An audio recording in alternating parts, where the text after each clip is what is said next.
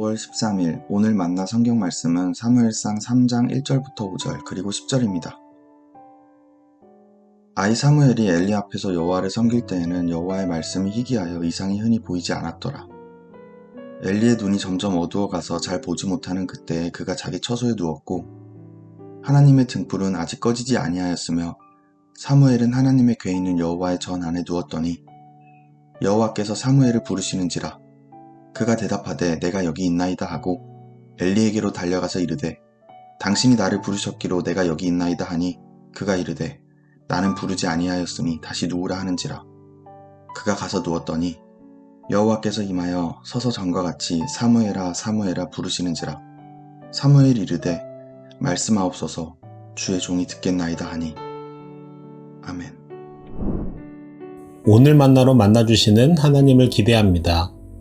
오늘 본문의 배경을 한마디로 정의하자면 1절에서 밝히고 있는 바와 같이 여호와의 말씀이 희귀하여 이상이 흔히 보이지 않는 시대라고 하겠습니다.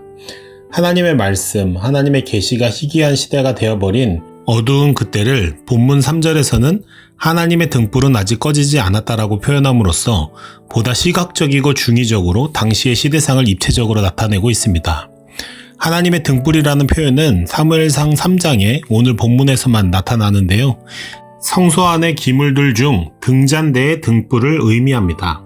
제사장은 이 성소의 등불을 저녁에 켜고 아침에 해가 뜨면 꺼야 했는데 등불이 꺼지지 않았다는 것은 아직 아침이 오지 않았음을 의미합니다.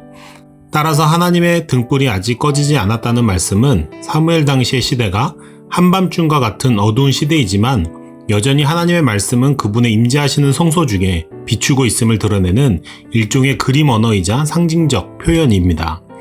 사무엘서는 이스라엘의 마지막 사사들의 이야기로 시작하여 왕이 다스리는 왕정시대로 넘어가는 과정을 기록하고 있는 만큼 오늘 본문이 속한 사무엘상의 전반부는 사사기의 시대상과 분위기를 그대로 이어받고 있습니다.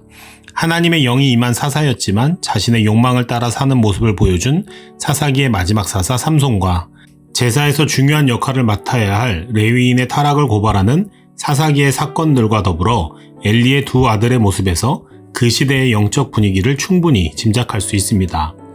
하나님의 통치를 이 땅에 드러내야 할 사사들은 마치 우상숭배의 의인화인 것처럼 하나님의 말씀을 때로는 따르면서도 자신들의 욕망과 이기심을 감추지 않습니다. 또 백성들을 위해 제사와 하나님의 일을 위해 구별된 제사장들 역시 그 소명을 특권 삼아 자기 이익과 욕망을 좇는 시대입니다. 이토록 한밤중과 같이 영적으로 어두운 시대 속에도 하나님의 등불은 꺼지지 않고 하나님의 사람을 향해 비춥니다. 그리고 말씀이 임하는 계시가 들려집니다. 하나님이 자신을 드러내시며 당신의 사람을 향해 찾아오십니다.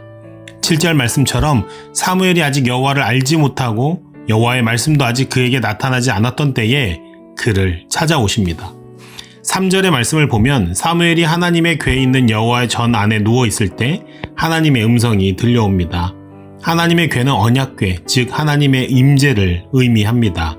또 여호와의 전 안에 사무엘이 누워 있었다라는 것은 사무엘이 성소에서 자고 있었기 때문에 하나님의 음성을 들을 수 있었다라기보다는 자신에게 주어진 삶의 자리를 성실하게 지켜가는 현장이라고 해석하는 것이 더 본문에 부합하는 해석입니다. 사무엘이 성소에서 자는 것은 특별한 종교적 열망으로 인한 행동이기보다 그것이 그에게 주어진 일상적 직무 중에 하나였을 것이기 때문입니다. 따라서 우리가 하나님의 음성을 듣고자 사모하는 마음으로 3절 말씀에 비추어 오늘 우리의 삶에 적용하자면 하나님의 임재가 있는 예배당에서 주로 잠자고 봉사하며 지냄으로써 하나님을 만나자라고 적용하기보다 자신에게 주어진 삶의 현장에서 하나님의 궤, 즉 하나님의 임재를 인정하고 그분의 주인 되심을 바라보며 살아가자라고 새겨야 하겠습니다. 그럼에도 불구하고 하나님의 말씀이 들려지고 그분의 계시를 마주하는 일은 우리의 어떠함에 달려있지는 않습니다. 사무엘이 행한 모든 행실을 똑같이 모방한다고 하여 하나님의 말씀이 들려지는 것은 아닙니다. 열심히 기도한다고 자신의 모든 삶을 내던져 봉사한다고 하나님을 마주하게 될 수는 없습니다. 오직 하나님께서 우리의 죄와 존재적 반역을 간과하시며 그분을 나타내시는 그 특별한 은총만이 우리가 그분을 만나게 되는 길입니다.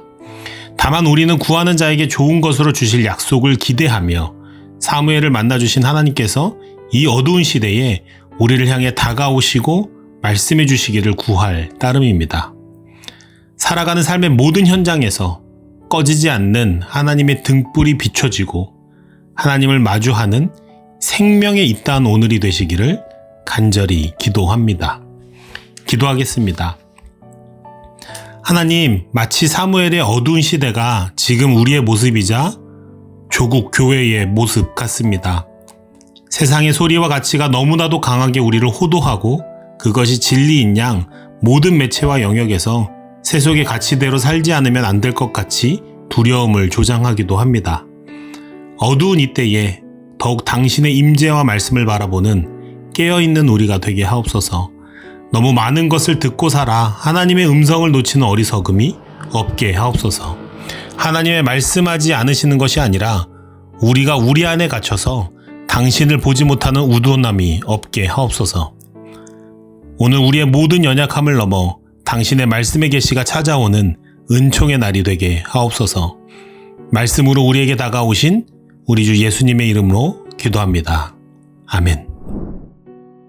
이제 두 가지 기도 제목으로 기도하시겠습니다. 첫 번째 기도 제목입니다. 오늘 일상의 현장에서 하나님의 임재를 의식하며 살아갈 때 하나님의 음성이 들려지는 은혜의 계시가 있게 하옵소서. 우리의 죄와 허물과 반역과 하나님을 삶의 중심에 두기 싫어하는 본성적 거절을 넘어 비추이는 하나님의 자비와 신실하심을 맛보는 생명의 오늘이 되게 하옵소서. 아울러 한나의 기도를 기억하며 그러한 우리의 자녀들 되게 하옵소서. 두 번째로 사사시대와 같은 오늘의 조국 교회들 속에 사무엘과 같은 하나님의 사람들을 일으켜 주시옵소서. 우리 교회가 사무엘과 같이 말씀이 희귀한 시대에 하나님의 말씀을 대언하고 세상을 향해 하나님의 뜻을 도전하는 교회, 그리고 우리 자신이 되게 하옵소서. 기도하시겠습니다.